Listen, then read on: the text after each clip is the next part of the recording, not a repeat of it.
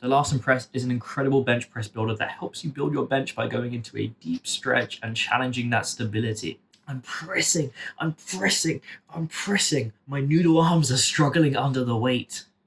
And I never really increase in strength. It feels like every single week my bench changes based on how stable I am. Then I watch a video on the Larsen press. I'm explicitly told not to do this unless I can bench 205, but I don't listen. See, I disagree. I think it's the best thing for me right now. I disagree as my chest problem is stability. I disagree as it means I'd have to use my feet. The second I started Larsen pressing, my bench shot up. There was something about the removal of leg drive that really helped me. Now, I actually want you to go look up a quick video on the Larsen press to figure out what I'm talking about, just because I have some footage of it that I'm probably going to be using, unless I forget, but I want you to understand what the movement actually means. And the purpose of this isn't to talk about what the movement is or what it means or the form or anything, but just to discuss the effects I found of it. Now, when I decided to make this video topic, I was in a place where I didn't know if I wanted to continue doing it. The thing is, my goal was building muscle, and there was a different...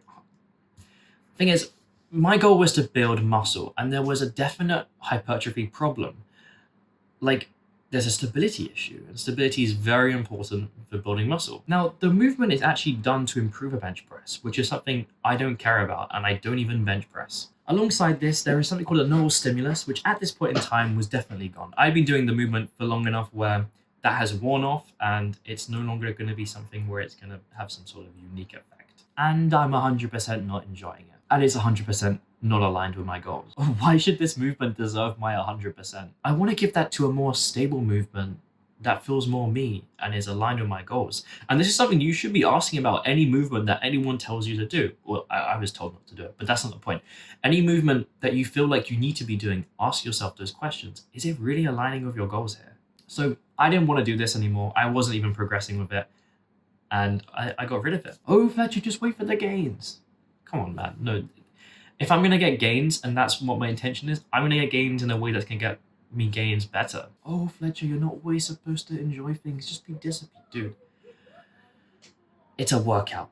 If I'm not enjoying something and it's not even helping my goals, that's a clash. If I'm not enjoying something and it's helping my goals amazingly, that's not a clash. That's an overlap where that could build discipline, and that's probably good. Now, if it's both, if I'm enjoying it, it's going towards my goals, great. If I'm enjoying it, it's not really aligned to my goals, also great potentially, because it could just be a way to make things fun. But this was neither. But let me know if you've done it. Let me know in the comments what you thought of it, if you found it actually helping anything. Just let me know your thoughts on Larsen press. An actionable step, I guess, is literally go into the comments right now and talk about that if you've done it. Or maybe go give it a go. Look, I really dislike gimmicks for hypertrophy. There's a guy, I can't remember his name, I think it was Joel Seedman, and he used to be these super weird things with bands and unstable movements, and he talked about how we could quadruple the amount of muscle gain someone could get in a moment of weeks because he was working with NFL players who were using steroids. And that's the problem. I view this as kind of gimmicky now. I know it's not going to help my goals, and I don't know why I would do it, and it's not fun, blah, blah, blah, blah, blah. But I didn't really know what I want to do instead. And that's why I kept with it so long. See, I might be able to go back to barbell benching. Do I really enjoy that much? Not really. It's a whole thing of my legs. I don't like leg drive. And I know I need to have that to be a good bencher. I also know it's going to be inconsistent when it comes to my stability. And all in all, I don't really care about building a better bench. I just want to get a bigger chest. So what options do I have? Well, I have the Smith bench. Maybe I can do some Smith benching.